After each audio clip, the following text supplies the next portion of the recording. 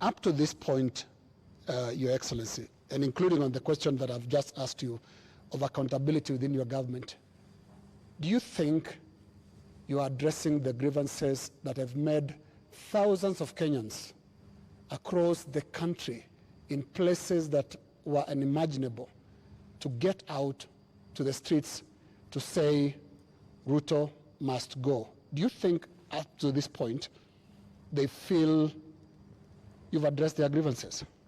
I am not in their space, so I am doing what I believe I should be doing. I have taken the responsibility to withdraw the finance bill with all the attendant consequences. That I have done. I know what it means, and I know where it takes the country, and it is not a simple decision for me to make. And for your information, the finance bill was going to take Kenya big steps forward. But it's a sacrifice I've had to make because of the political reality that we are in. But it will mean counties will have to take maybe 30 billion shillings off their budget.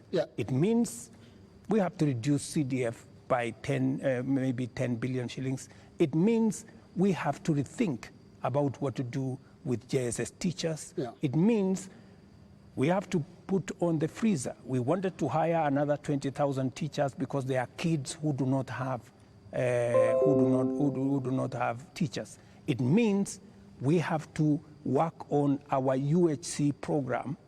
We thought we would upgrade, for example, Linda Mama.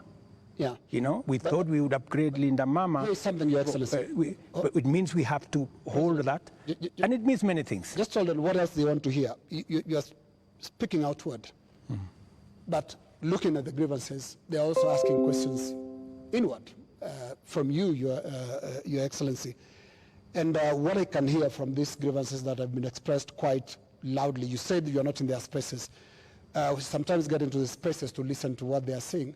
And all they're saying is, you cannot be, for the next 3 years, the president that you've been for the last 2.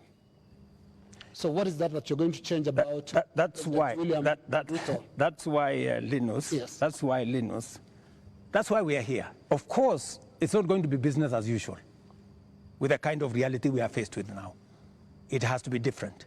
Do you regret anything at all? What you should have done better? What your people would have done better? Well, maybe there are things we should have done better. We should have communicated better. I think the biggest problem we have, even with the finance bill, because the finance bill has great things for Kenya. The finance bill says we shouldn't be importing potatoes from Europe.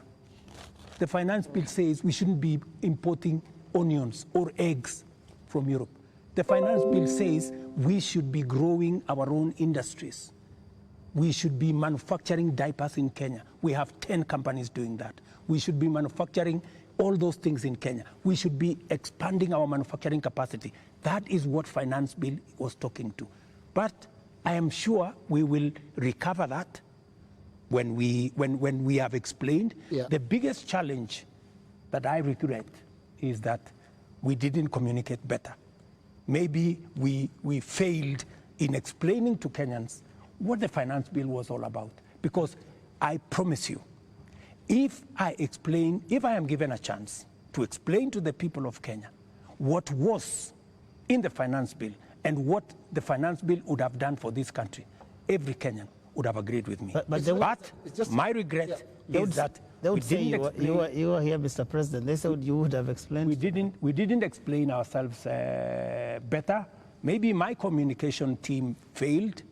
Maybe I'm sure my communication team failed. Our communication architecture did not deliver, did not get the message out to the people of Kenya.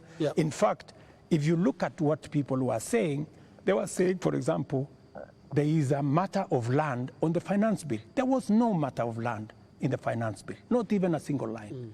And it is on that basis that people rejected the finance bill. And many other things that were not in the finance bill. Now, communication is about words, Mr. President. Let's go to the deeds, because when you see what Gen Zs are doing, for the first time in the history of this country, we've had protests on the altar of the Holy Family Basilica, because the young people of this country are telling you the political culture, which you've been part of having politicians speak in church, converting the platforms into, converting the pulpit into campaign platforms, must end. So I'm not hearing you addressing and looking more inward into this whole picture that the Gen Z is painting. They're not just talking about some of those things that you're raising. On that, Linus, I have even had an occasion to speak to church leaders here. On that, on matters of politics on the pulpit, I am 100% aligned. We shouldn't be using pulpits in churches or in any other places of worship to prosecute politics. It is not right. And I agree, we need to change that culture. We need to change the culture of Harambee. Harambee started as a noble exercise. It supported many people to go to school. It supported many people to deal with the challenges of medication and hospital bills. But I think it has been stretched. It bred corruption? It has stretched too far. And I think it's time, corruption? as a country, we must stop corruption. We must stop Harambees, because it is occasioning and it is breeding, if I may say, corruption. Yeah, because when your aide of a much lower pay grade donates 20 million shillings to a church fundraiser, there is something fundamentally wrong. And that is why this conversation is necessary, so that we can stop it. Conversation, Mr. President. On Wednesday, you said you are hearing that there's what the Gen Zs are saying, and you're going to initiate a conversation. We saw the head of public service release a press release saying that there is now a formation of the National Multi-Sectoral Forum that will bring together all people. And you started having conversation with church leaders. The Gen Z, upon seeing this, are saying, we did not ask for a conversation. We asked for action. So what action is going to precede this conversation? Because the conversation is another talk. It reminds people of the NADCO talks, the BBI talks, IPPG talks that just happen and they just don't end.